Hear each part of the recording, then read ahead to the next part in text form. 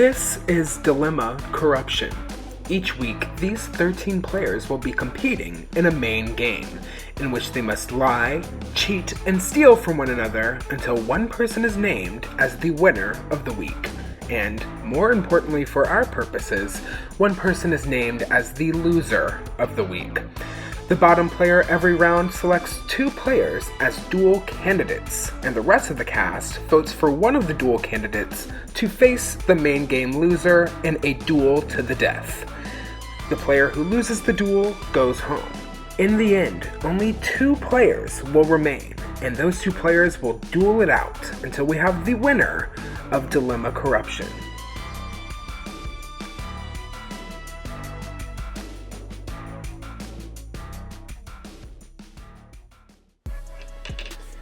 Congratulations, Josh. You have crossed the board, and JD, you've been eliminated for again. Corruption. Thank you for playing.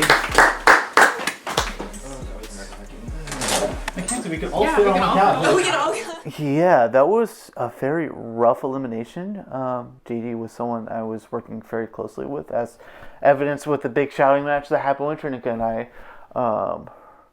Unfortunately, JD was a casualty in them targeting me. I already know going into Final Four, all guns are pointing at me right now. So I am going to try to weasel my way to the end somehow.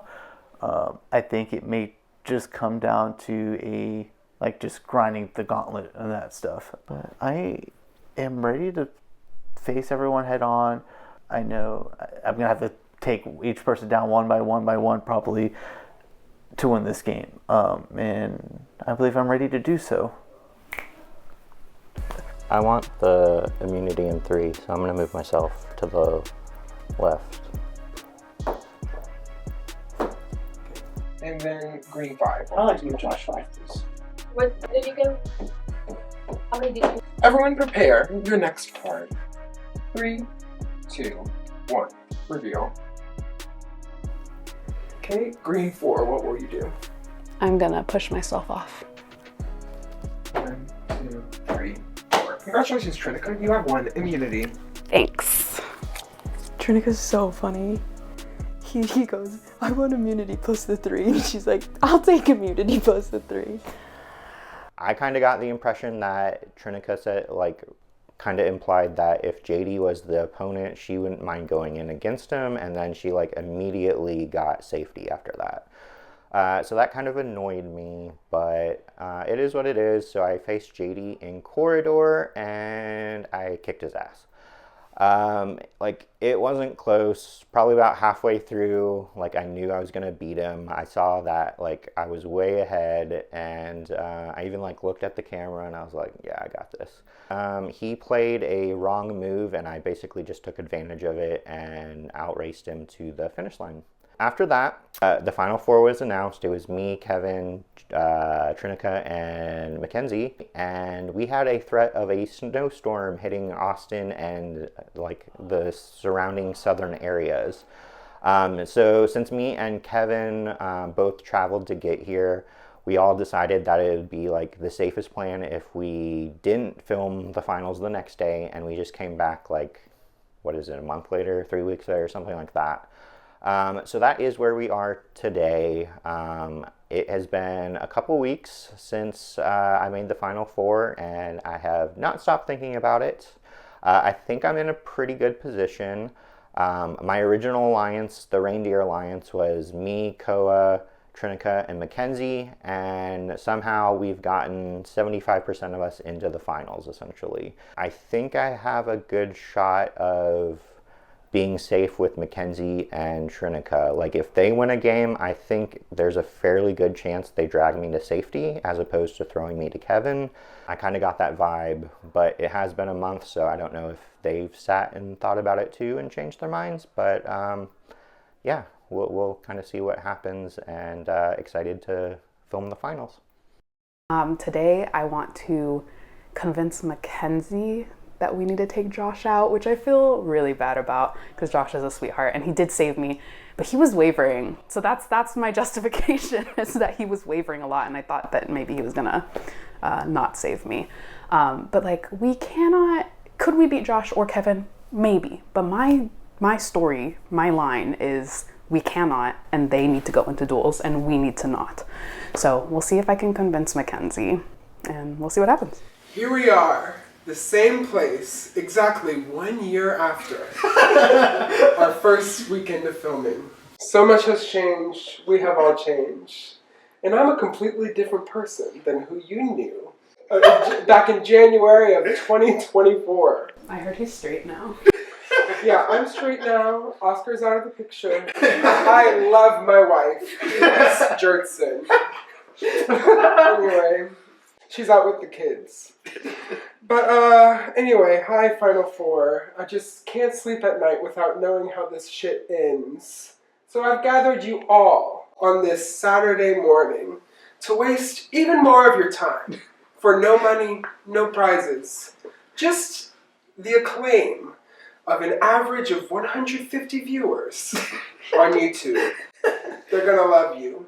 I still can't get over how Walk the Plank went. That I just asked everyone to make me say first and they did.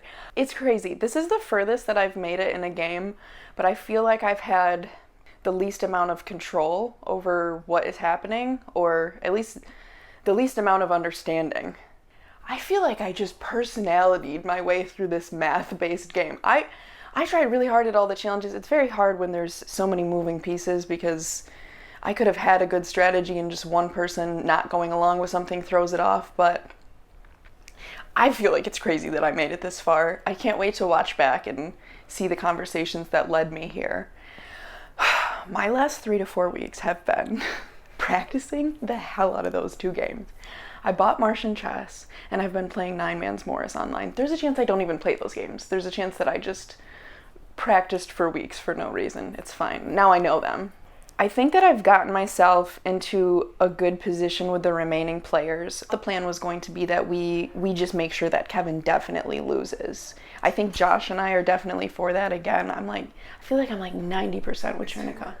I started working with her towards the end of the game, so it's a little bit harder for me to gauge what she's going to do. I think in this last game, ideally how it goes for me, we make sure that Kevin loses and that Josh or I take first.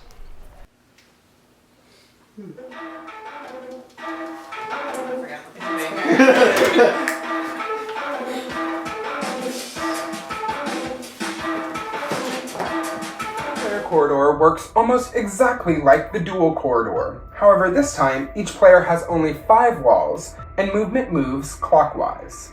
Pawns move 1 space at a time. It must move vertically or horizontally. When pawns are adjacent, they can jump over one another, like so. Pawns are not allowed to move across walls. They must move around. Pawns competing a jump cannot jump over a wall. That's illegal. But they can jump to the side, like so, or like so. For each turn, you can either move your pawn 1 space, or you can take one of your walls and put it on the board to where it connects to 2 squares on the board. So it is up to you to slowly move your way across the board while also keeping your opponent from making it to the end. Once again, players can move 1 space at a time during their turn, or they can place down a wall to try to block the other contestants. The first player to make it to the other side of the board wins immunity that they can share. The last player to make it across the board is our last place contestant.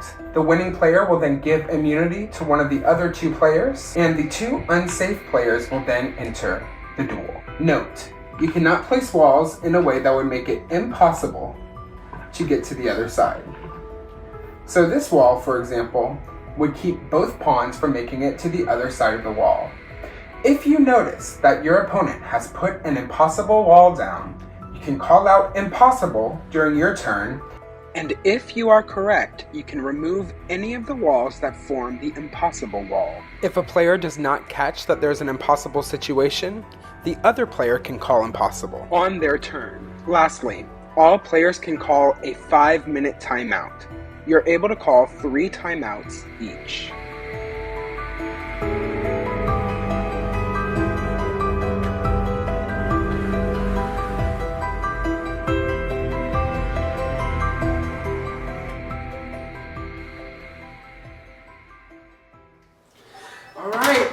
those are the rules of the next game. Here we are after such a long time, and we've gotten here because of the decisions of each of the players. It makes you wonder, what if they made different decisions? Think about that. I'm going to give you 10 minutes of just like catching up, talking about what happened last summer or whatever. Just to like prepare for the challenge, and then we'll start it with the timeouts in place as well. Okay, hi. Hi. I love that there's 2 girls here. That's very nice. Very fun. So I'm not going to go against you in this game. Yeah, me neither. I don't plan on going against you at all, frankly, because I'm scared of Kevin and Josh. Okay. So, I definitely want Kevin. I want him to be the First eliminated out. one. Yeah. So if I haven't had a chance, obviously, to talk to Josh, but if we could agree to maybe all at least like equally kind of facilitate that, Yes. and then figure it out from go there. from there. I also don't want to throw shots at Josh and then he ends up figuring it out. Yes. So I'm a little bit, maybe if we wait where it's... When it's the 3 of us, I think we can just play as we normally would. Yeah. If I'm safe, I am going to save you. Okay. I'm not expecting you to do the same to me. You don't have to, but I think it would be in both of our best interests to be at the end in further competitions with each other. Yeah, I've obviously been thinking about it, and Yeah. I aligned with Josh earlier, but I did Josh too, has yeah. made it through these games already. Like Josh obviously saved me in the last one, and I have been working with him from the beginning. But also we're at the point in the game where it's like, there's only so many things you can do. Yeah. And I think he's just, unfortunately, really good at these games. And I think he might be our better shot of...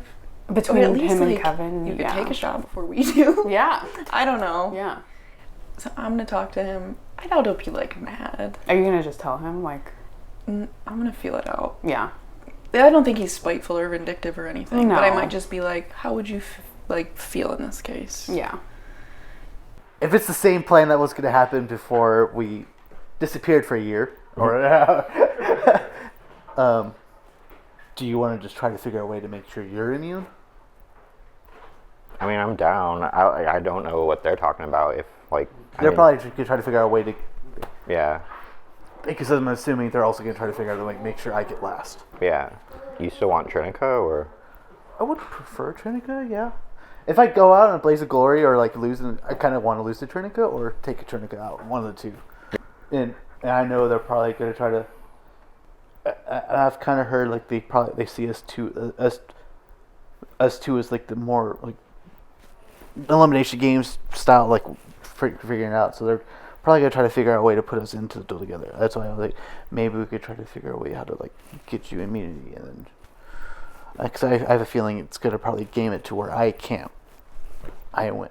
Yeah, I agree. I think that's probably what's going to happen. Yeah. I mean, I already know what's gonna happen with this game. Yeah, dude. So. Yeah, for sure. Definitely don't want you to win. So sorry. Yeah. I already know that. That's what I was talking with Josh about. Yeah. Good luck though. I was talking to Josh about somehow getting him immune. So.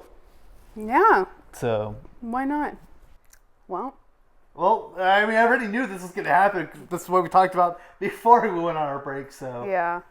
I did wonder. Yeah. It's enough time has passed. Maybe we've all forgotten how dangerous Kevin is. But Everyone knows fully well. They're like, nope. get that man out of here. So it sounds like we were going to stick to the original plan. I don't Yeah. know if they're going to start... Yeah, I don't think they're going to come up with a plan. It doesn't sound like they're whispering right now. I think the plan's going to be the same. When the game starts, the 3 of us are going to try to gang up on Kevin. Yeah. And then she was just talking about playing it out from there. I know her preference is that you go. Yeah, I figured. Mine's that she goes. Right. I think what's going to happen is we're just going to try to play it out naturally. Okay. I don't want to start dogpiling on one or the other. So Right. I think what we talked about was playing it naturally. Do you have any other ideas or? I mean, that's fine. If I win, my plan is to take you. Okay. Because I think Walk the Plank 2 kind of was a weird situation, and I didn't necessarily like how that played out. Yeah, after she had... Yes. Yeah. So, yeah, my plan's to take you. And, yeah. Best case scenario, to me, is all three of us still make it in the end. Like, no matter who goes in against Kevin. That would be really cool to me, but... Yeah. I don't know if it'll happen, but that's my goal as well. Yeah. What are your thoughts? I mean, obviously, you're very calculated. The thing that makes the most sense is probably what we're going to do, just odds-wise. Yeah. Why wouldn't we try to get one more person to go up against you before anyone else would have to? So I don't think that we're going to waver on that. Yeah. I was telling Josh earlier, I kind of want Trinka. It sounds like it's going to be between them. It sounds like they both want the other one to go. Oh, okay. Because of the or walk the plank round. Yeah. Josh is a little mad that she rescinded what she said she was going to do. Oh, keeping him safe? Or? We had said that she was going to push him next to safety, and instead she floored ahead and took it, leaving him in a vulnerable position and having to go back in. Yeah, for me, it's like Josh has been in a couple of games, so we've at least seen that like he does have the ability to win them. Yeah, because he's been in 3. Because he's won both the dots and 1 Quoridor. But I've also... I have a hard time sometimes stabbing people in the back, so this is very hard for me because I feel like I've been working with both of them. It's easier to just tell you how it's going. I don't have to lie to you. Yeah. But with them, like, I might have to make a decision in this, and I truly have not, like, figured it out yet because it makes my stomach hurt to think about betraying either of them. Yeah, but it's like you're at the point of the game where you kind of have to do that at this point. How'd it go with Mackenzie? Good. I mean, as far as I know, we're sticking to that same plan of going after Kevin. I think it's going to be very hard because I thought we were going to be 2 on each side, going to the opposite side only, but we're going to be on the... Yeah. So that, I think, is going to be tricky to block him without either fucking ourselves over or fucking over somebody else. Yeah. He just can't finish first. Every other combination is good. Fine. Yeah. Okay, that's not hard then. I think we can do that. I mean, with 3 against 1, you hope. Yeah. I mean, if he beats us 3 against 1, I'm like, okay, yeah, good job. Yeah. Do you feel like you could take him out in this? I don't know. Because I think you're the only one of us who's played it. Quoridor? Yeah, because you played JD. Kevin hasn't done it at all. I haven't. I'm like somewhat comfortable with Quoridor. Okay. But the adding like 2 other players kind of, I haven't wrapped my mind around that Yes. Yet. If it comes down to a duel though and he's in it, like would you be able, do you think you could beat him? I don't know, because like I don't know what he's strong at. Yeah. Yeah, we won't know also until we see him play it, I guess. He's claiming that he hasn't practiced it, hasn't played it. We'll see. 9-Man Morris I'm like a little familiar with. I downloaded an app like 2 days ago. Martian Chess, still no idea what the fuck that is. Besides seeing them play it. Right. I know. I didn't watch them play it, and I haven't played it either. Any of these. Yeah. So. The players have taken positions according to the number of coins they've all earned throughout the competition. Mackenzie will go first. Now we're going counterclockwise? Yeah. Okay. I think that's the opposite of what I said in the video, but I'll join y'all. doesn't suit Same.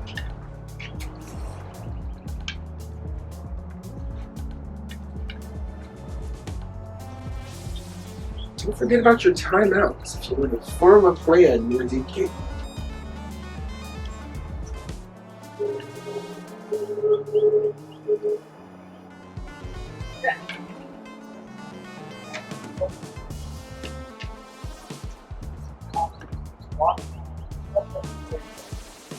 Oh yeah, sorry.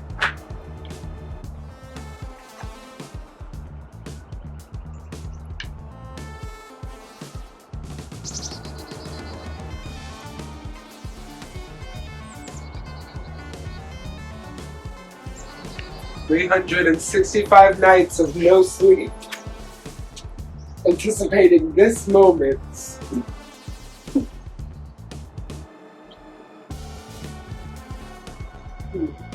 I understand this is a big day for all of you. It's a big day for me.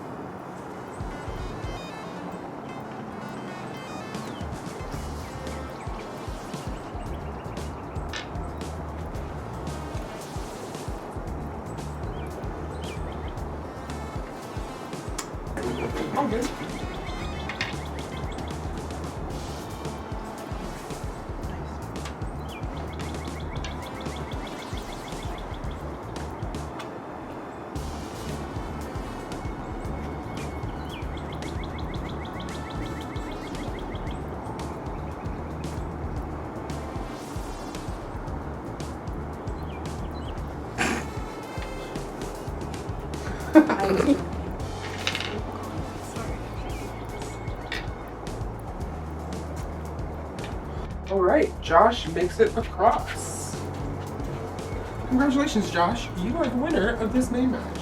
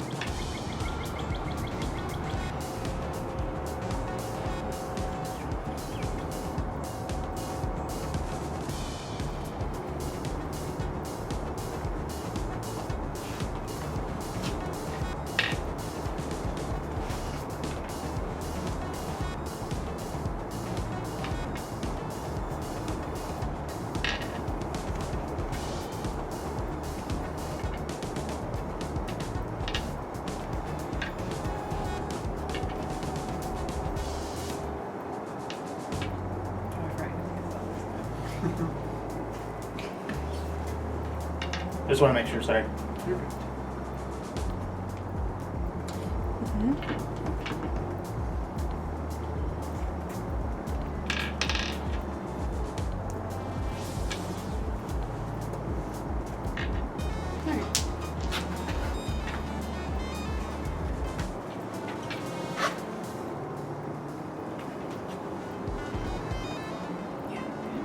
Okay, Mackenzie makes it across the board.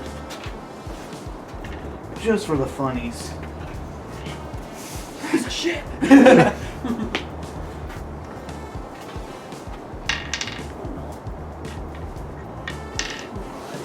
Sorry, I have. You good.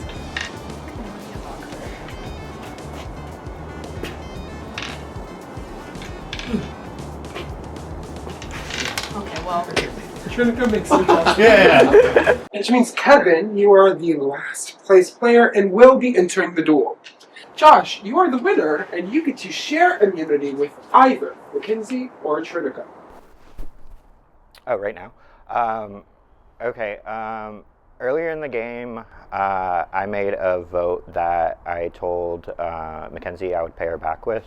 It was the Koa vote. I voted to send her to the elimination match because I thought she could take you out over Koa. I told you I'd pay you back, so I'm going to bring you. Sorry. Alright, so Mackenzie receives immunity, which means that Trinica and Kevin will be entering the death match. One round later, then I won. Alright, Josh, you're the winner, so you also get to choose which of the two remaining duels these two will play. Your options remaining are Nine Men's Morris and Martian Chess. You did me the favor of letting me pick, so I'll let you pick as well. 9 Men's Morris. All right, that's it. So, Nine Men's Morris will be the game. Let's go inside and watch the video one more time, just so we all have a good refresher on the rules. We went into 4-player Quoridor. I was pretty confident because I felt like I did pretty well in the 2-player Quoridor against JD. It was almost like they just forgot about me. They were kind of like making moves against Kevin, and I was like, well, I still have a straight shot. And then they kept making more moves against Kevin. My thinking was like, Mackenzie knew I was going to take her. So I think like she didn't want to interfere with me winning. And she kind of got like bogged down in the war against Kevin because Trinica and Kevin were basically fighting not to get last. So I ended up winning it. For the first time, I like won a game and had power. So my decision was it was either going to be Trinica or Mackenzie. Walked plank 2. I didn't necessarily love how like that finished. And then I also felt like I owed Mackenzie a favor. When she was going against Koa, I voted to put her into the elimination against Kevin for password. I told Mackenzie like I'm gonna pay you back. I don't know how I can or if I can in this game, but I'm gonna pay you back. And I was just happy that I was able to live up to that promise of being like, hey, like I am actually looking out for you.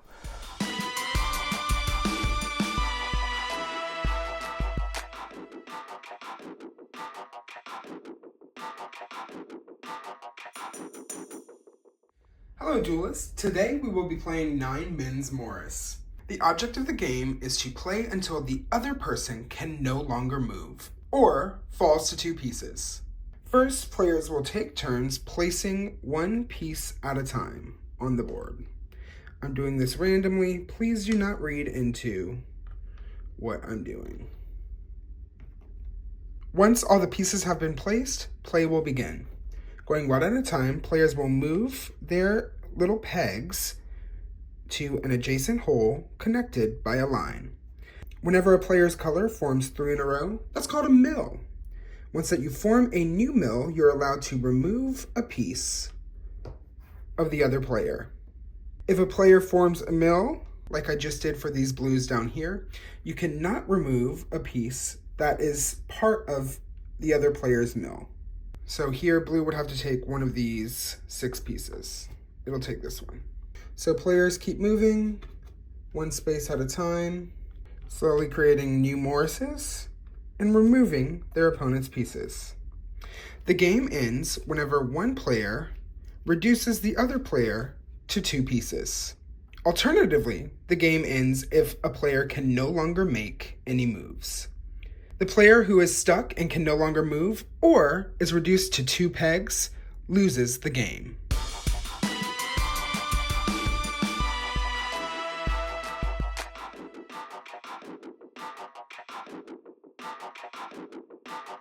So, Kevin came in last place. In Trinica, you were sent here. So, you placed better in the challenge, so you can choose who goes first. I'll go first. Great. Can I choose my color too? Oh, yeah, sure. What color do you want? It's Black History Month, so I'm gonna make Kevin be white. I'm gonna be blue. As with last time we ran this challenge, we will yada yada the placement stage. Both players claim territory spread throughout the board.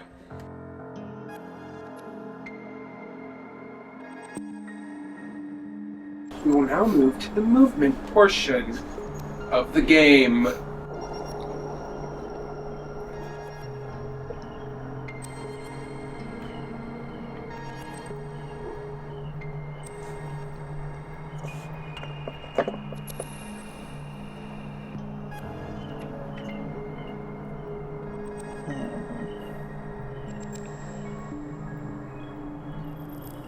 That's the only piece I can move.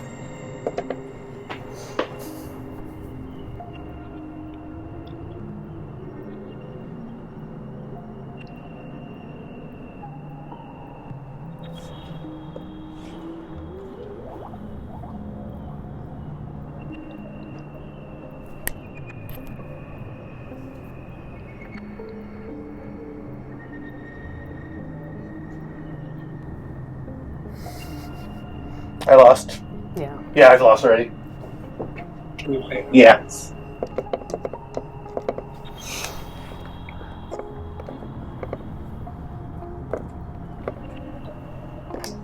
Trinica removes the piece.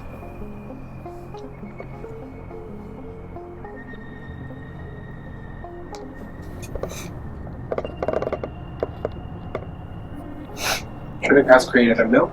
Which piece will you remove?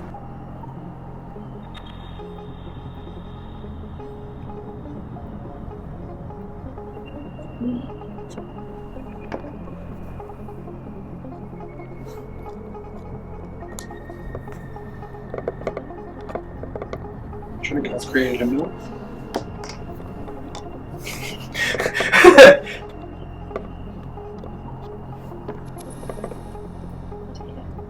Yeah. I messed up with not putting any pieces in the back. Yeah, you let me block like 90% of your games. Yeah, I was stuck with one move and I was like, alright, cool. Yeah. Yeah, if you make one mistake in the setup, you lose. Kevin, you've fallen to 2 pieces, so unfortunately you have been eliminated from Dilemma Corruption. Great run. Yeah. Told you I wanted to either lose to Trinica or beat Trinica, so... I'm glad I could help fulfill that prophecy. I tried to get Mackenzie to pick me if she won. I didn't so much try that with Josh because I feel like Josh, I can't be as straightforward with him. So I was just trying to get him to see that Mackenzie was a stronger competitor and would be more likely to be able to take Kevin out. Josh is a very noble player. He wronged Mackenzie in some way in the past and paid that back. So I wasn't super, I didn't know that was going to happen, but as soon as I saw that Josh was going to win, I figured I was going into the duel. I'm so glad that Josh let me pick the game. I said that I've never played Nine Men's Mars. I've been playing it for days, watching strategy videos, so I knew the advantageous places on the board to go. Yeah, I was pretty confident in that. I was nervous. I was pretty confident I was going to win. I have to throw out the Trinika's bad at challenges thing now, which sucks because I feel like that's been kind of carrying me. But Martian chess is a toughie. That one I did not actually get a chance to play. I have watched strategy videos, haven't gotten a chance to play it. I'm not a big chess person, so that one being in the fold still is not great for me, but I beat my Dilemma 1 placement, so I'm thrilled. I can die happy now. They can kill me next, I don't care. Watching Nine Men's Morris was a little nerve-wracking. But anyway, it worked out that Trinica ended up winning, and all 3 of our Reindeer Alliance members are in the finals now. Did not think at the beginning of this game that we would all be in the finals, and to do that, it just feels amazing. Yeah, one of our Alliance members is guaranteed to win the game now. So that is pretty special, and I'm going to do my best to make sure it's me. Social gameplay, I feel like at this point is out the window. I don't know. I was pretty sure no matter who won that one that they were going to choose me, so I was happy that Josh took it. I knew Kevin could be beat. I kind of wanted to do it, but I didn't want to be in that position. But going into the finale, I don't know. I feel confident. Hello, everyone, and welcome to the final 3 round of Dilemma Corruption. Our final 3, Josh, Trinica, and Mackenzie. Congratulations. I can confidently say that this was the most difficult season of games that I've ever hosted, so sorry and thank you. Let's just jump right into the challenge before we introduce who the fuck these people are. Hello, final 3. Congratulations for making it this far. For this game, we'll be bringing in 5 guests to help us play. We'll be playing the game Pollsters. All 5 guests have filled out 3 different polls ranking 10 items per question. For example, they may have been asked, rank these 10 breakfast foods. You'll be given the 10 options that our guests were given, and you must submit a ranking that matches the average placement of all 5 guests. You'll receive a point for every space off each item is. The higher your score, the worse your score. You're trying for a low score here. So how are you going to determine how all these people ranked the items? Well, first of all, they've ranked these items hours or even days ago, and likely don't remember the exact order. Additionally, they can't outright compare the items or tell you their ranking. However, you will have a 15-minute open forum where you can discuss different items on the list, are values that the panelists hold to try to infer how they rank the items. The guests have been told explicitly that they cannot share their rankings. They can only share their vibes about things. But they must be honest. We will have an aggressive referee that will stop any questions like favorite, best, least favorite, ugliest, dirtiest, that kind of thing. So it's all about feeling and that kind of thing, or being insightful enough that the refs don't get mad at you. The player with the lowest score wins, with a 0 being the perfect score. The 2 losing players will enter the final duel of the season. Additionally, each round you can ask for one of the panelists' individual lists. However, you can't share it with the other contestants because we will not allot time for one-on-one conversations. The game will be played live, out in the open, in the living room, period. So good luck. We're so close to the finale. Hopefully this is a cute and fun one.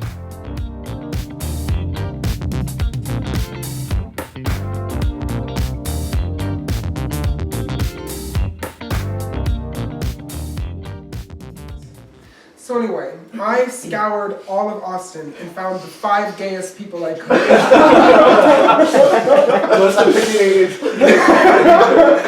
And these are the 5 people who are available.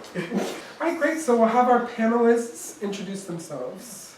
Oh, okay. I'm Mickey, like the mouse. From New York, lived in Austin for the last 2 years.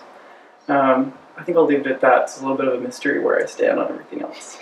My name is Max. I am a drag king here in Austin for about 2.5 years. Lived in Texas my whole life.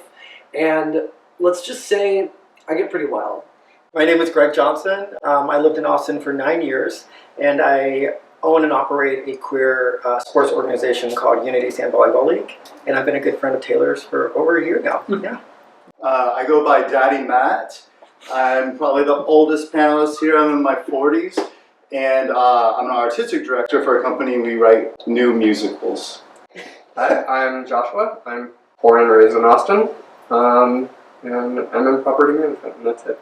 You're already beginning to make multiple calculations in your head, I'm sure. Stereotypes, some might say. Yes.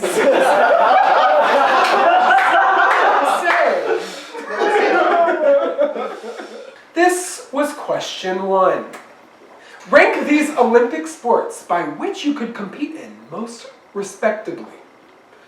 Gymnastics, 400-meter dash, ice skating, breakdancing, rest in peace, curling, swimming, javelin, golf, table tennis, and diving.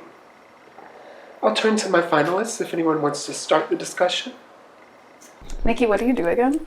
I'm a medical student. How do you feel about running, guys? I think of all of these, running takes the least amount of new skills. Some of them are really specific in what you need to do. Yeah. Helps clear my mind. Yeah. I in terms of, I just think there's a lot of people out there doing running. There's a lot of people out there doing running. At the Olympics, and I don't know. I don't know where I would land. No, so I'll leave it at that. Can any of you not swim? I'm not the best swimmer. I'm also not the best. I'm not the best. I can float. I can be in the water. Yeah. Yeah, I mean, I'm not the greatest swimmer, but I enjoy swimming. Yeah. Okay, cool. Thank you. You guys like dancing? Yeah, I got moves. I can move around. Yeah. I got rhythm, yeah. I through drag, I feel like a lot. I do that a lot. I'll say that. Anybody want to show us? Get the music. I'm just kidding. I'm the fun a lot too, but I mean, hey, if we're all, yeah. I don't think people enjoy my dancing. I'll phrase it like that. Have any of you done gymnastics? I did club gymnastics in college. I did recreational, just on the floor, gymnastics floor and stuff like that.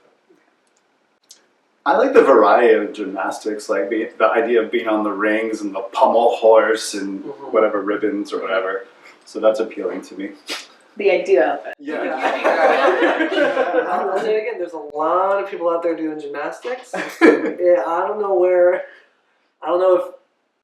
if the people would like watching me doing those gymnastics. But anyway, in an ideal world, I do love that. So what frame of reference did you bring to your ranking style? The ones I could do, if I was there right now, I could show everybody up. I will say one factor for mine was if I'm not good at some of these, could I die doing them? Yeah. Certainly survival mindset. Have any of you played golf? I'm excellent at mini golf. Yeah. Putt is awesome. How Top hard golf is is good. I'll just say that. I have not. Nothing other than mini golf. I was like, but what she asked, did you play golf?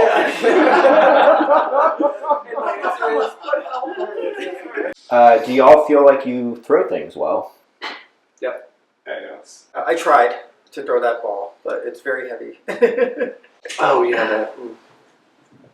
I do like to, throw a little bit. Do you catch? Most of the time, I'm just on the sidelines. Would you say that you have quick reflexes? Yes. Yeah, I would. Let's just throw something at us.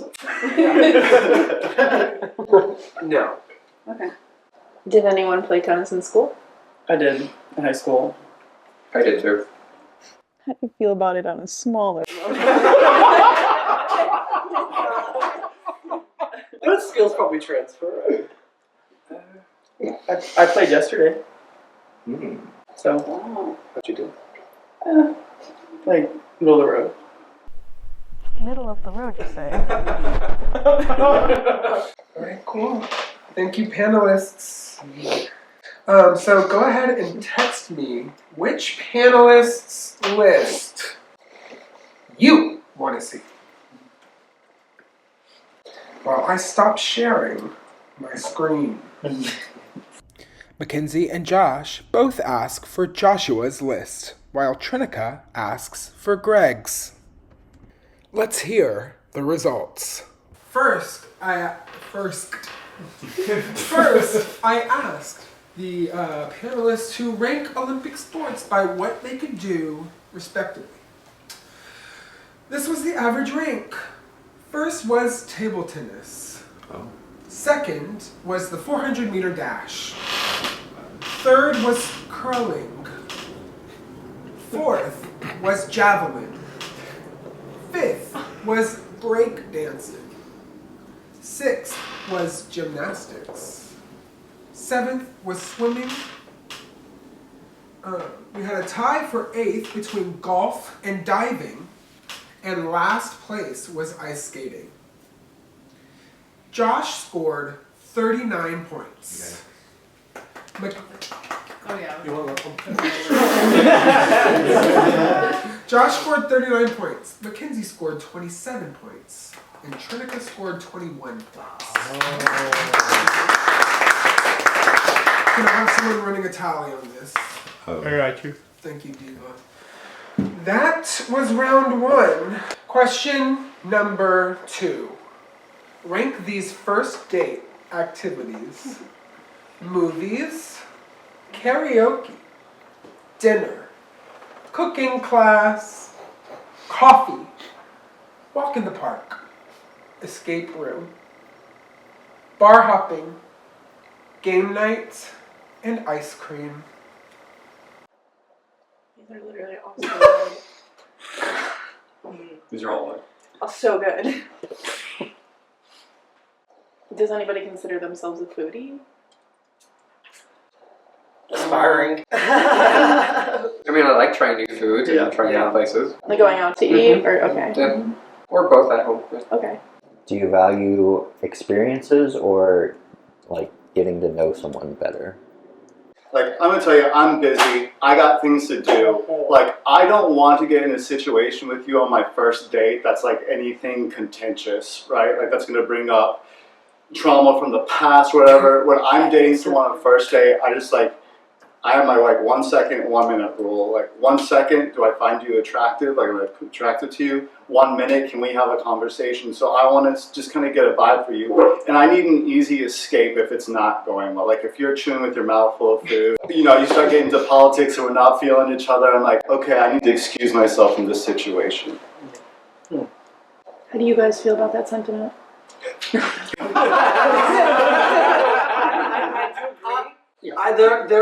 Look, there's a couple options on this list. I did gasp in my seat when I saw them even posited it as a first date idea. That's all. I'll just say that. You want me to say it? Yeah. There is no universe where I would want to go on a first date with someone in an escape room. Like that truly seems like hell. I've done 70 escape rooms, and I agree with you. I would not do that. Really? Yeah. Locked in a room with someone you don't know. But you can see how someone acts in a stressful situation. Are they a good communicator? Do they have a sense of fun? But I agree, it can be a stressful situation. Now I'll say I'm also, some might say cheap, I'm going to say frugal. Like, I'm looking at this list and like, I don't know this person. How much time and energy and money am I investing in this? Look, I just really think a walk can be nice. You know, I'll just say that. Yeah.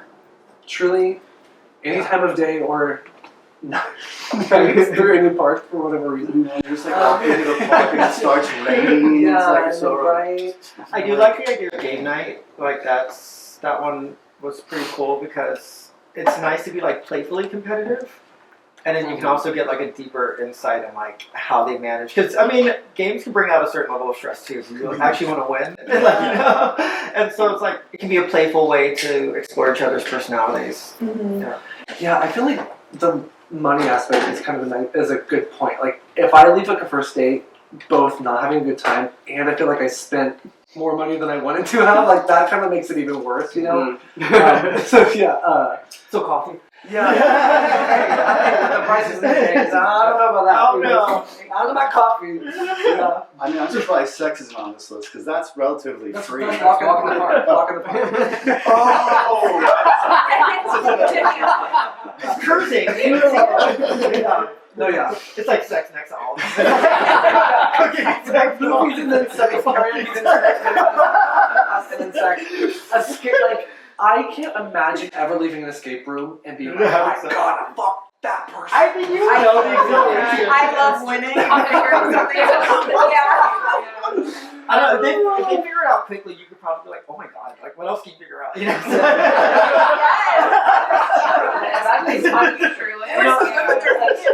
But I will say again, our escape room is like $40 or something. And could you like imagine 5 minutes in, $40 down? It's like deep. And you're like, oh, this person. And if they suck, Like, they're yes. Yeah. Worse communication. Or faster. Exactly. So honestly, you're like, I want to solve this way faster. Yeah. Matt, do you like singing? Mm-hmm. You do. You like karaoke? Okay, karaoke is a special art form, I think. I enjoy it with friends. Like, I like bad karaoke. So if we're drinking, we're doing that. But I feel like a lot of people have like stuff about karaoke. So I would find that stressful on a first date, I think. So I'm trying to get like the vibes approach. Whether it's on the list or not, can you each tell me what you did on your last first date? Mine was lunch. It's like a very casual lunch. I just think less is more for a first date. Like the more things that someone suggests, the more I don't want to go. My last first date was actually a game night at their condo. Did you enjoy it? Yeah, it was exhilarating. It was a scary game, and I don't play those. But it was like zombies and things popping out of the dark. So I was just like, it was a perfect way to like have someone cuddle. Yeah. I mean, my first date was like 19 years ago, so. But the last date night I had was we went to the movies, so. Okay, cool. Our first date was in the park, thank you. Yeah,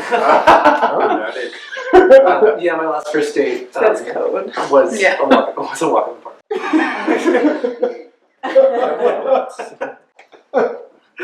A lunch. And I say you start there, right? You see how the manners are, you have things to talk about. And second date is when you pull out some of these other tricks, right? Okay. Yeah, I'm good. And now each of you go ahead and let me know what list you want to see. Mackenzie chooses to look at Greg's list, while Josh and Trinica both pick Daddy Matt. Question number 2. Rank these first date activities. This is what our panelists came up with. First place, dinner. Second, coffee. Third, walk in the park. Fourth, ice cream. Fifth, movies. Sixth, game night. Seventh, escape room. 8, cooking class. 9, bar hopping. And 10, karaoke. Josh scored 12 points. Wow. Mackenzie scored 2. Whoa! 2. Whoa! Let's clap on that. Trinica scored 12. Wow. Can I have a score update? So Josh has 51, Mackenzie has 29, and Trinica has 33. Okay. Here is the final question of the game. Rank these school subjects: math, science, history, language arts, theater spelled that way, foreign language, art, PE, lunch, and everyone's favorite, typing. Go ahead. So did you guys fill this out like it was your favorite or what you did best in? Yes, Those are different. I started from top down, so like at the very top was my favorite, going to the least favorite. I went favorite. But not what you scored Favorite best as in well. school? Okay. Not as a favorite. It's gotta be in line though, right? Not always. Like, I wasn't really that good at history, but I liked it. Did any of you take a foreign language in high school? Required. It was required, yeah. Spanish. How were you at it? Say something. No. Okay, so bad. Did anyone actually take a typing class? Yes. Surprising. Okay.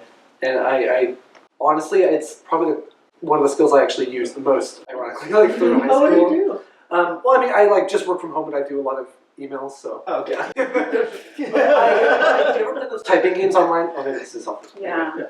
Yeah, Maybe I'm showing my hand here. Josh, you also took typing? Mm-hmm. How are you at it? So. I excelled in typing. Excel. Mm-hmm. I will say I was a nerd in school, and if I had answered this 20 years ago, it would have been one way. But now that I'm an adult, I'm a dad, I have a different perspective on the importance of things. I'll say experiences and people matter more. We have our whole lives to learn. There's so many paths to get where we want in life. And some of the people I think have excelled the best in life that I knew weren't the people who did well in school, especially let's say high school. It was the people who had the social skills and kind of like were really well adjusted in many things. So I answered it according to that. You answer all of these like you're running for office. No, that was really good. I love that. Yeah.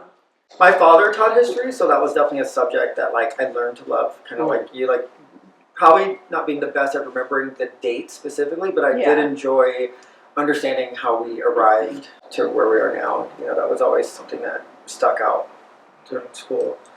Any math elites here? I'm a math tutor. Definitely, I would not say math is like one of the things I was or even am like great at now, but over time I've begun to like appreciate it through like a lens of less of like being required to actually learn it and understand it, and kind of like the theories that come along with a lot of math. Like, you know, you talk to someone who like loves math, and they like are always talking about these like abstract concepts that are really, really interesting if they can explain it in a way that makes sense to a layperson like me. I wasn't the best at math because for me, I was more like pragmatic. Like, I want to know the functional, like, what do I need this for? Like, when can I apply it, like, in my day-to-day life? And, like, if that reasoning wasn't there, like, I just didn't apply myself as a kid. Same way. Yeah, I was just like, if I can't take this and then immediately apply it, like, art or theater or language arts or history, it's like, I was like, okay, I'm not using algebra to, like, get to the next block. You know? So that was my relationship with math, you know. I loved math. I took like all the calculus possible and would ask for all like the extra bonus questions after class. There are things on here that are so low stress are enjoyable, like getting out, getting some exercise, feeling yourself in certain things. As long as we can socialize. Typing is kind of like brainless, like it's a skill. I mean, but yeah, do all the calculus bonus questions you want. I mean, you can have my serving of that. I'll take your serving of chicken fried steak. So theater is usually an elective. How many of you actually took like a theater class? Thank you. Ish, sort of. Okay.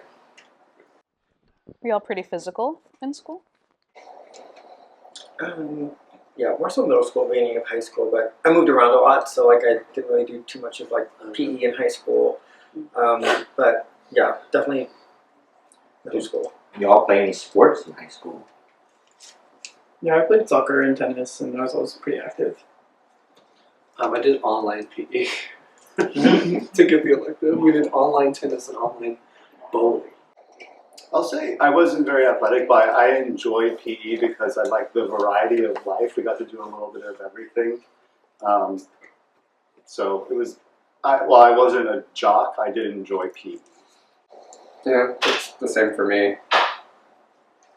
I've enjoyed it, but I want to know more about history.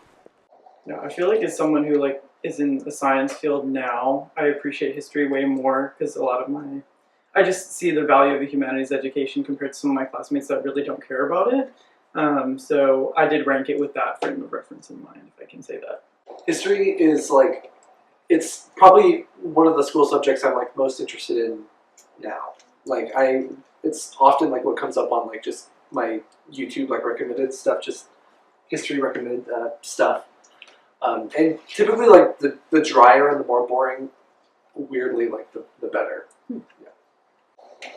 Just out of curiosity, do you have like a time period that you get recommended? Yeah, like pretty much Middle Ages, like European Middle Ages is T. Yeah. Roman history is peak, and obviously, and of course, for no particular reason, Germany in the 1930s has been something I've been going back to a lot, and maybe just to be prepared as a gay person. Yeah. But yeah. For my foreign language in school, I did not take Spanish. I took American Sign Language because it's more conceptual. And then like in college, that didn't count. And I wasn't going to take Spanish because I know there's going to be some... Can I cuss on this? Yeah. There's going to be some motherfuckers who have taken Spanish and are going to ruin the curve for me, knowing not that I'm not strong. So I took Russian because there were like all of like 6 people in that class.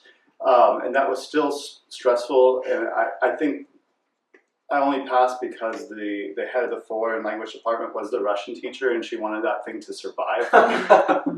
So I think foreign language is actually one of the hardest subjects. But maybe that's my personal stuff. I don't know, because I'm not strong with it. But maybe people are just naturally intelligent that way. I don't know. I really felt like in the moment, I remember it being easy when I was there, but then since then I've pretty much lost. I feel like to actually absorb the language requires like immersion and like total stuff. This is not possible if I'm a gay boy learning French at 14 years old in Houston, Texas. It's probably not gonna like stick, but yeah. I really enjoyed it because of the history aspect actually. Like I enjoyed the history of languages with that, but the actual course was not, I think just didn't stick over time. What about the elephant in the room that no one's mentioned? ELA. I was ignoring. Yeah, and science. Like I No one language talks arts about and science. Your careers? No, I mean I enjoy language arts, like reading stories and like trying to answer whatever passage they want you, like the character details and like how did they feel about this other character. Like that was fun for me because you get to tap into like their thought processes and stuff. So language arts, always a good in English language arts. Yeah, that was fun. I mean, we were learning about stories and reading about different stories, and then also being able to create your own stories as well.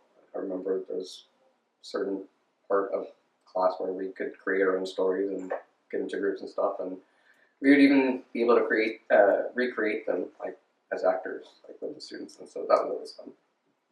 And like science for me was kind of like math. Like if it wasn't something I could just like apply, like I took a nutrition course in college, but like outside of that, just like other science classes, I was like, oh god. It sucks because the concepts of science, like all the ideas were badass and cool, and I liked them in like maybe like a documentary style, but like in class, it couldn't be ours. Could not be ours. Like biology and chemistry were some of my favorite classes. I went on to do biochemistry stuff in college, so that was my thing. Matt, how did you And feel that's about- time. Oh, sorry, contestant. Oh, we have to take the whole time. Go ahead and let me know whose lists you want to see. Trinica and Mackenzie both asked for Joshua's list, while Josh asked for Max's. It's time for the results. Question 3. Rank these school subjects. Here's what our panelists had to say. First place, art. Second place, lunch. Third place tie between PE and theater. Fifth place, because of the tie vote. Fifth place was science. Sixth place was language arts. 7th place, tie between history and foreign language. 9th place, tie between math and typing. Wow. That is one of those that makes you think. Josh scored 25 points. Mackenzie scored 29 points. Trinica scored 13 points. Which means, congratulations, Trinica, you have won the final main match of the season. Which means, unfortunately, Mackenzie and Josh, you will be facing off in the next duel. Only one game remains of the pool of 5 games, so we'll be playing Martian chess. I'll put the rules up on the screen. I was very happy it was going to be like a social, I mean, it's not exactly a social game, but it kind of is. It's reading people and also averaging things out. I feel like I'm good at math. I'm good at reading between the lines of what people are saying, and I'm good at taking organized notes. So I felt pretty confident about that one. Mackenzie scared me in that second round because she did really well, and I did not do as well. But yeah, I'm very happy. This is great. 2nd place, at least.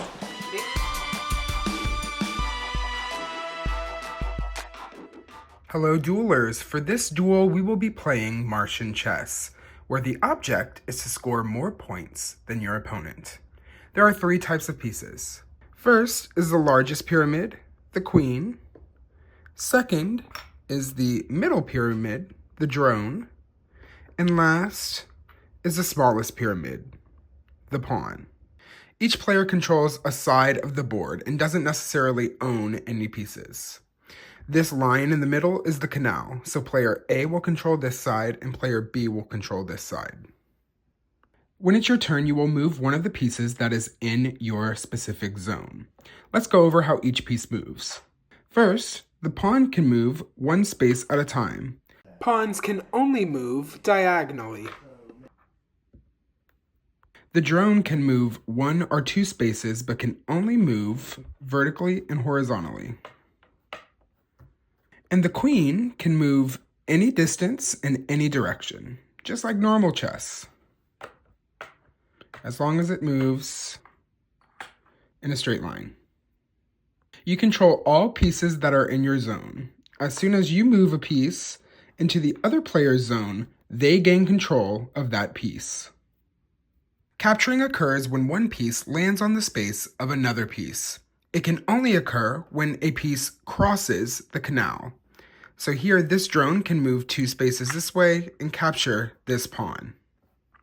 I know I put it over like a Russian doll, but size does not determine what you can capture. So this pawn can capture this drone, like so. Whenever a player captures a piece, they take the capture piece and keep it as part of their score. Players cannot undo their opponent's move, so if player A moves their pawn across the canal, player B cannot move the pawn back to the same space. After you've captured a higher level piece, you can replace that piece through merging. So here I have a drone and a pawn on my side, and I've already captured a queen. If I move this drone to where the pawn is, I can merge the two and revive my queen. I will then remove my pawn and drone to help me keep score. Merging happens within your own field. The game ends as soon as one player's zone is completely empty. When the game is over, each piece you captured is worth its point value based on the dots on the side. So a queen is worth 3 points. After you add up the points of the pieces you captured, the player with the highest score wins. If the score is a tie, the tie is broken by whichever player emptied their field. If the game goes 7 movements without a piece getting captured, we will call the game there and take score. If there's a tie in this deadlock situation, we will play again. If we have a total deadlock 2 times, we will decide the match by looking at your coin count. The game Martian Chess was made by Looney Labs, so big shout out to them, and please go order one of their games. Josh had a higher score in the match, so Mackenzie, since you did better, you can choose who goes first. I'll go first. Okay.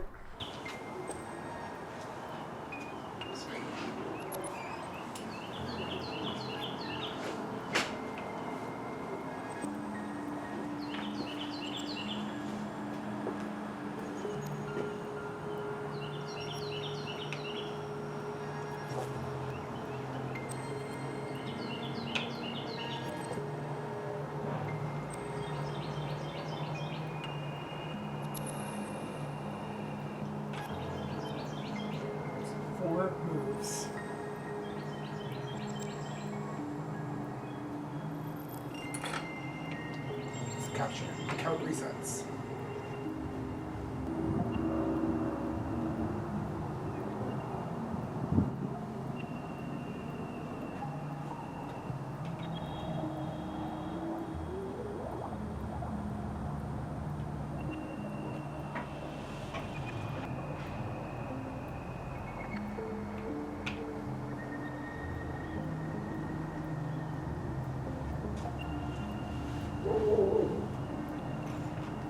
That's a capture. The count resets.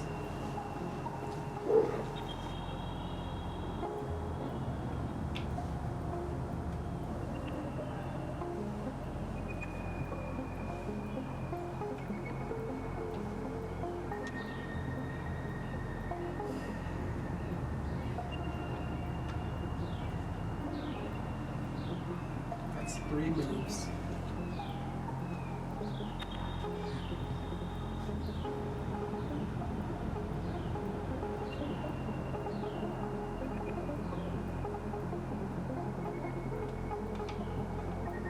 Five moves without a capture.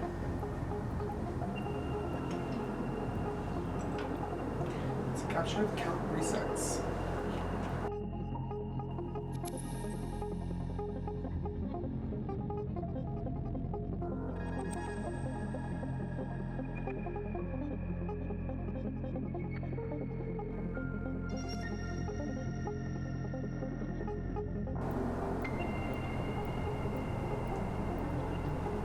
This guy can move 2, but can he move less than 2?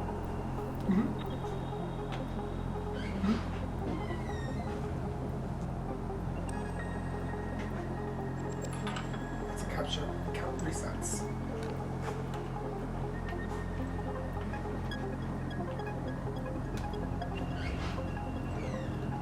That is a capture. The count resets. Yeah, I'm not going to get shut out. I'm still going to lose this, but at least I won't get shut out.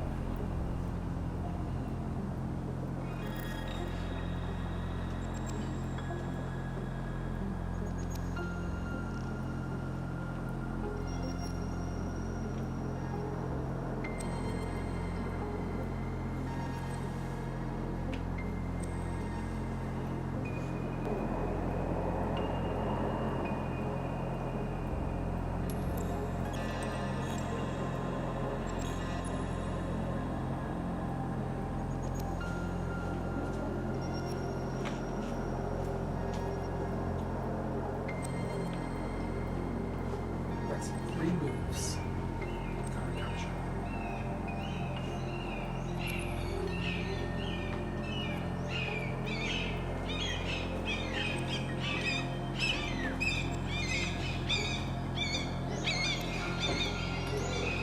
That's a capture. The count resets.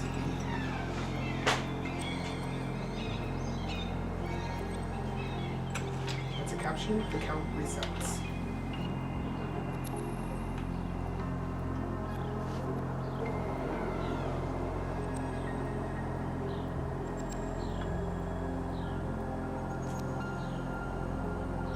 And I have to capture this one, I can't do that one. Correct.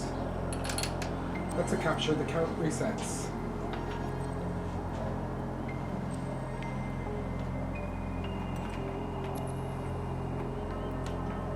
That's a capture.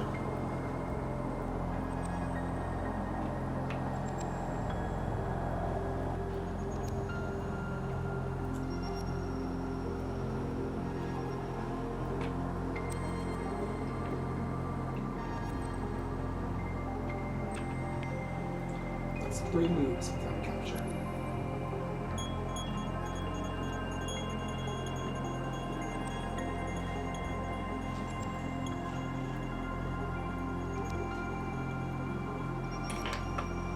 That's a capture. The count resets.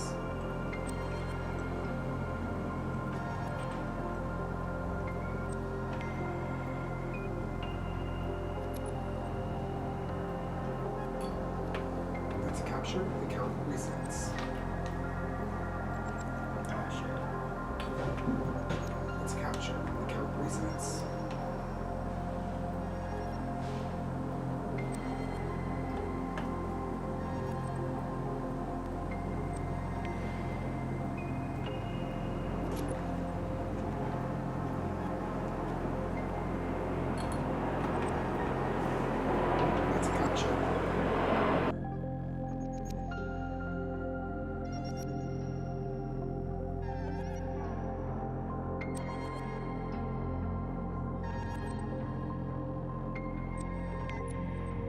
It doesn't really matter what I do. We'll just end it. Sorry. All right, that ends the game. So with a score of 5-18, congratulations, Fun Mackenzie. playing with you. Yeah, I had a great time with like the whole game. Congratulations to advancing to the finale. And Josh, thank you for an incredible season. You kicked ass. Thank you. It's a little bittersweet. I feel like I played most of this game with Josh, so I mean, I knew there was going to be a chance today that one of us was going to have to take the other one out. Trinica is so impressive, and she's such a good little liar. She's been giving me these little lies the whole time, which none of them have been that offensive. They've just been like, yeah, I think I know the game. But she practiced all week about Nine Man's Morris, and she's smart. She's a formidable opponent. I actually was probably more worried about Trinica than I was Kevin, but I was never gonna say it because I was still worried about Kevin.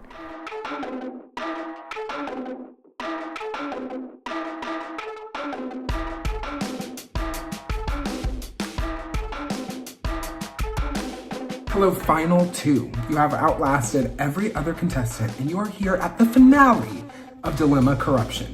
So for this finale, we'll be playing up to 3 duels that have occurred throughout the season. I'm about to put all the death matches from the season on the screen. You'll be going one at a time, starting with the person with the highest coin count, eliminating one match from the list. When one match remains, that will be the first game the two of you will play. The winner of the first duel will choose what the second duel will be. The winner of the second duel will choose what the third duel will be. The first player to win 2 duels will be the winner of Dilemma Corruption. Good luck.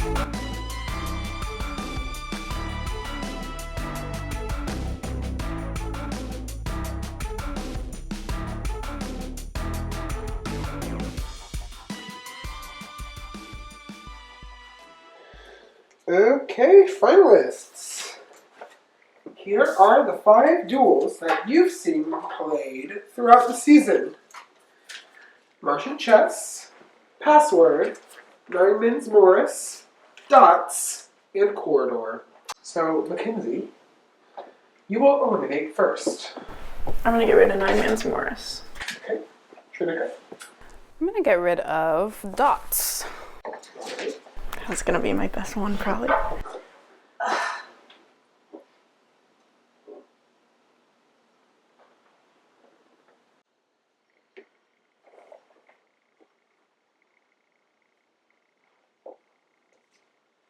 Martian Chess has been eliminated. Quoridor has been eliminated, leaving Password as the first game of the final. Gag.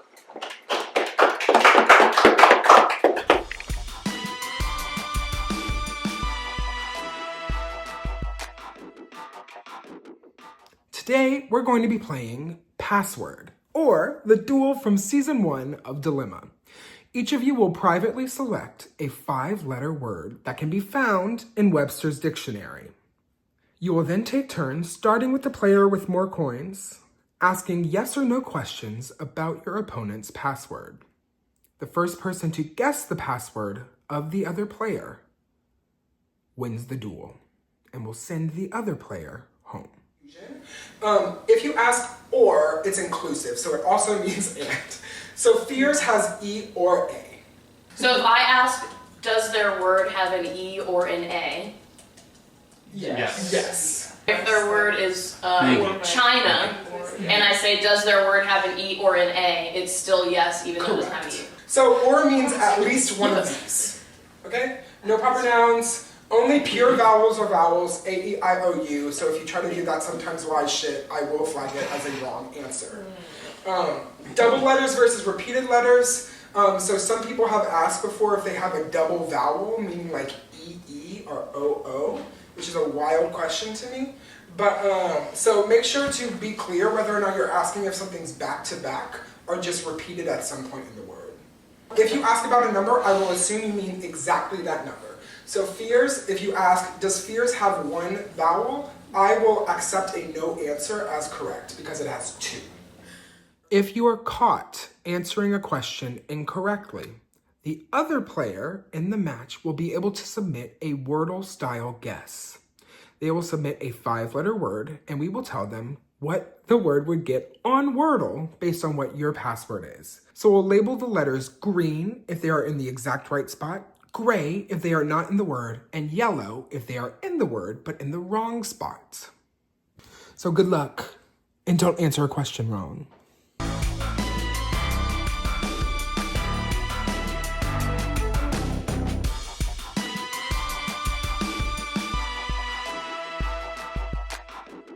Here we are, game 1 of the finals.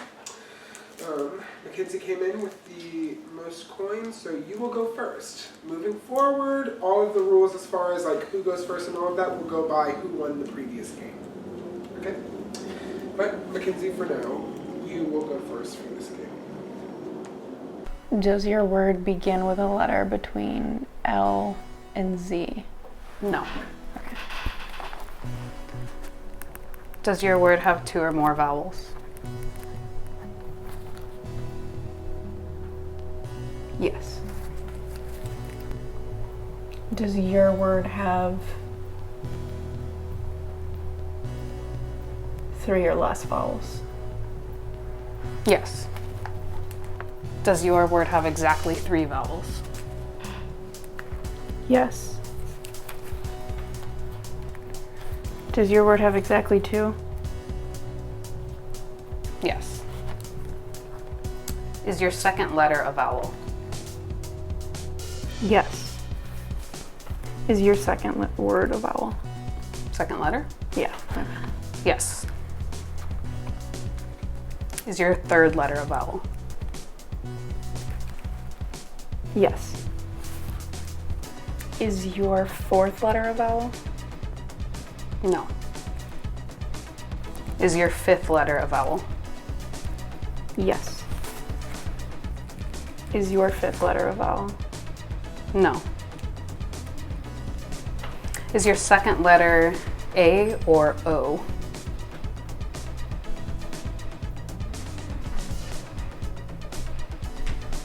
Yes. Do you have 2 of the same letters in your word? No. Is your second letter A? No. Is your second letter O? No.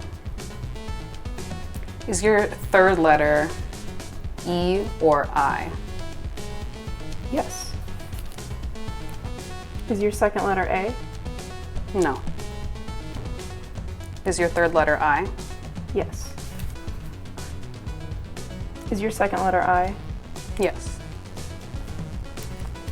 Is your final letter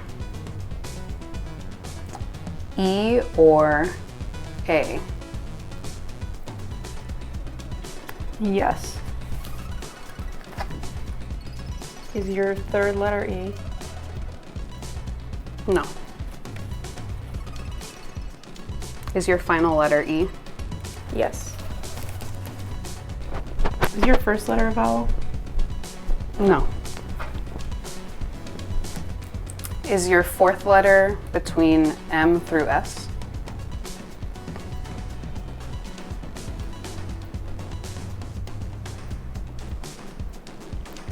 No.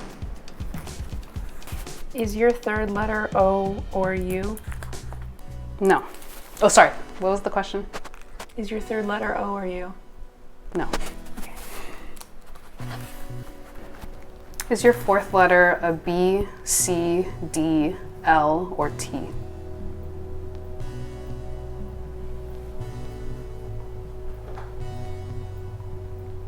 Yes. Is your first letter one of the, is your first letter, is it one of the following? D, F, B, G, L. My first letter? Mm-hmm. Yeah. Is your fourth letter a C or a T? No. Is your first letter a B or a G? Yes. Is your fourth letter L?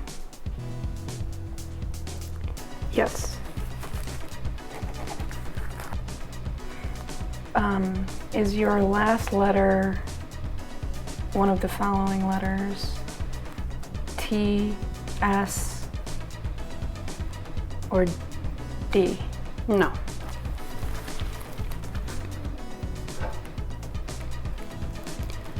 Is your first letter one of the following? C, L, M, N, P, Q, R, S, T, V? Yes. Is your last letter M, N, H, or R? No. Is your first letter C, R, S, T, or P? No. Does your word end in Y, C, or K? Yes. Is your first letter M, N, or Q?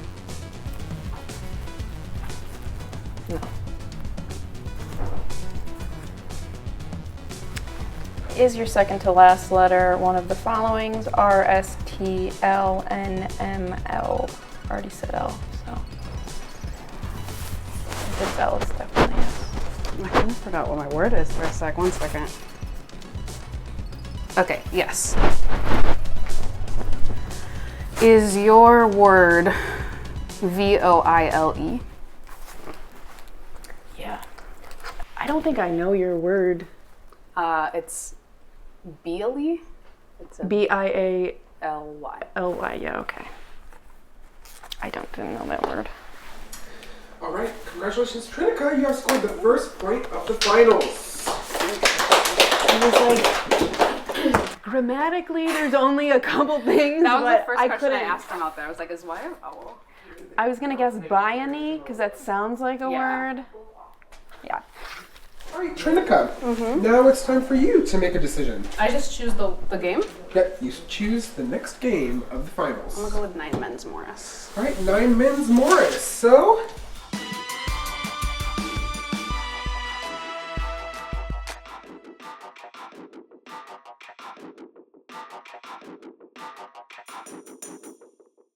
Hello, duelists. Today we will be playing 9 Men's Morris.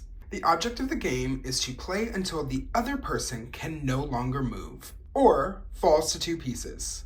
First, players will take turns placing 1 piece at a time. Once all the pieces have been placed, play will begin. Going one at a time, players will move their little pegs to an adjacent hole connected by a line. Whenever a player's color forms 3 in a row, that's called a mill. Once that you form a new mill, you're allowed to remove a piece of the other player. If a player forms a mill, like I just did for these blues down here, you cannot remove a piece that is part of the other player's mill. So here, blue would have to take one of these 6 pieces. It'll take this one. So players keep moving, 1 space at a time, slowly creating new Morrises and removing their opponent's pieces. The game ends whenever one player reduces the other player to 2 pieces.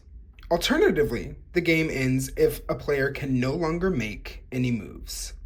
The player who is stuck and can no longer move or is reduced to 2 pegs loses the game.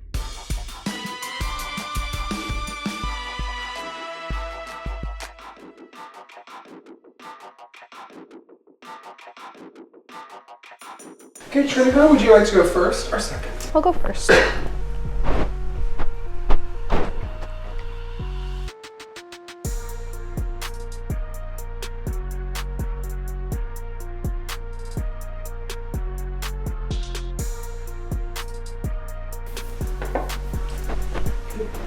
now in the movement portion of the game.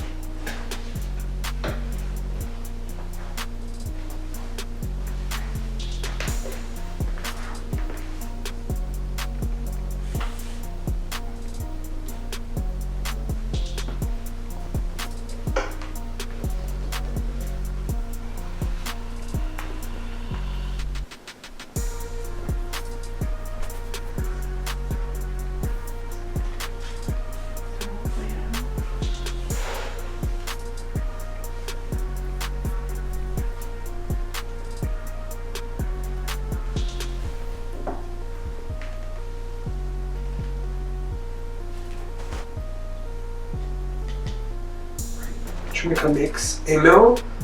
Reminder, you cannot remove from an existing mill.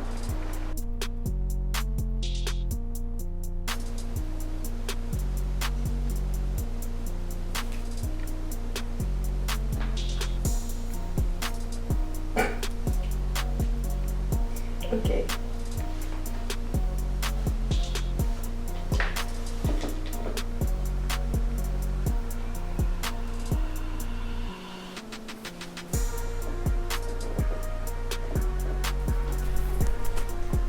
I think that's the game. Oh no, it's not.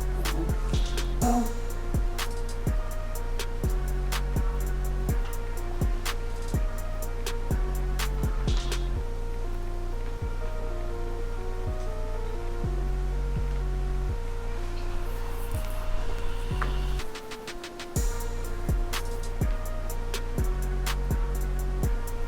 I'm not playing mind games. I legitimately think it's over. I think so too. Yeah. But I don't want to make it. Yeah, no, it's totally fair.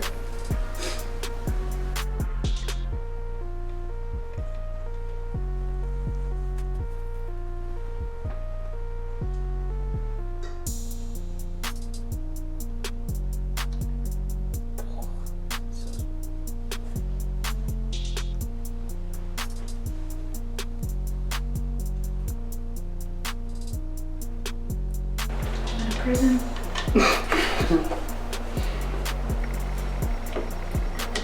Trinica forms a mill.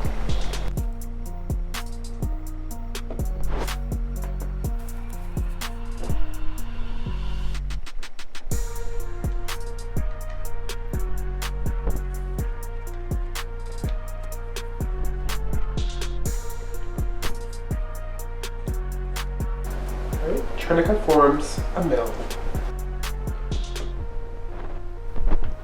I think that's good.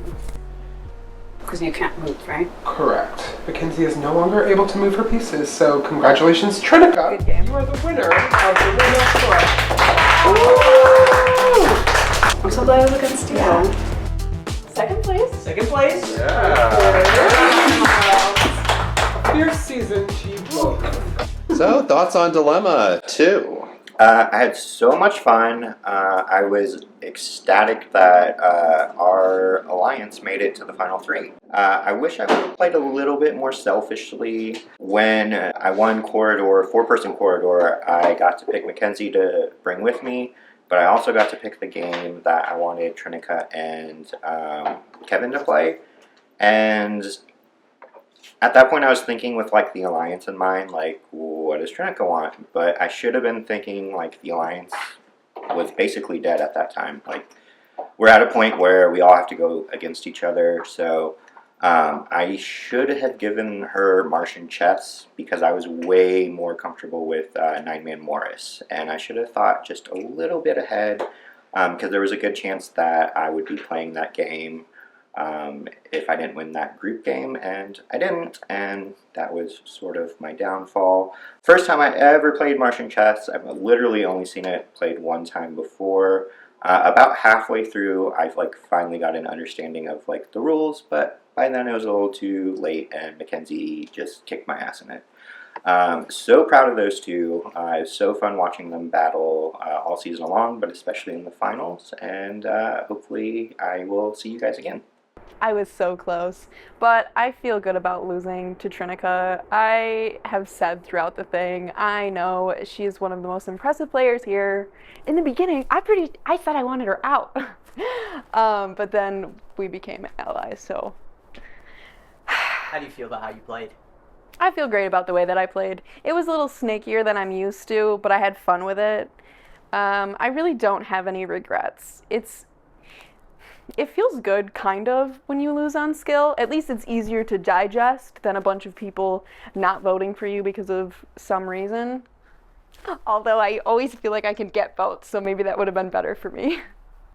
I feel good about losing to her. She's so smart. She's so impressive. Why are you zooming out? I was gonna get a shot. Oh. It is a good fit. I can't wait to watch it back and see what was actually happening or people's perception of me. I swear everyone thinks I'm the dumbass of the season, but I don't know, maybe I just felt that way. I feel good.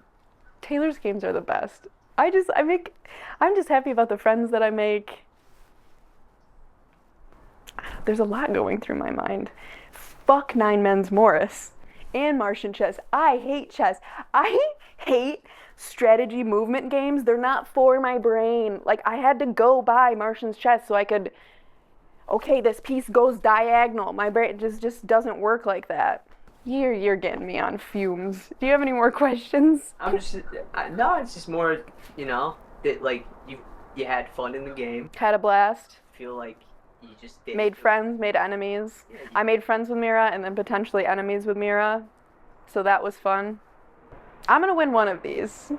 No. I'll win one of these. It's not gonna be a math chess game unless I can use my silver tongue at the end. All right. Thanks for having me, Taylor. This was so much fun. Knowing that it was a remove games as options until you're left with one game made me very nervous, because of the 5 games that are death matches, there are very many that I'm not at all comfortable with. Martian chess being one that I have not played, and Mackenzie has played a lot and seemed to, not a lot, but she's been practicing it in a way that I haven't. She bought the game, played with some chess masters, apparently. So I knew that one was going to be one that I would probably lose to her in. Dots, I hate art, I hate drawing. Doing it on like Microsoft Word seemed like it was going to be really hard. I used to cry in art class. That's how bad I hate art. And I knew that Mackenzie liked dots. So that was the first one I was like, no. I was really surprised that she eliminated Martian chess because she seemed good at it. And I've never played it again. I was happy to do password. I felt very good about my word. I had already chosen it. And yeah, I just knew I was going to win that one. It was easy. It was great.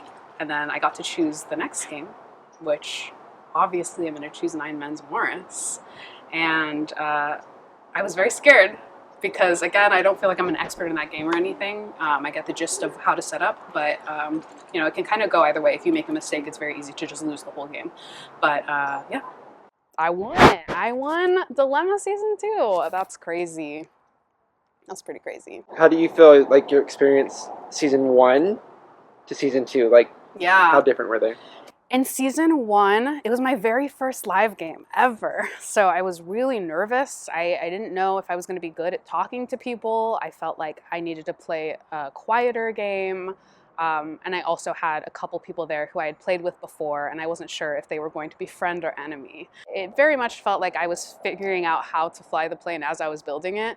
I don't think it was my best performance. This time around, I felt a lot more comfortable building relationships, but I also had a lot more people, now that I've had a summer of playing live games, I had a lot more people who have wronged me, where I felt a little bit more nervous about where to go and how to build relationships and alliances specifically.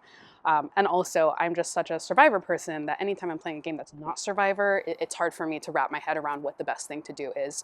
But I feel like this time around, although relationship-wise, I don't know that I necessarily made super strong alliances, I did choose people who I thought would be loyal to me.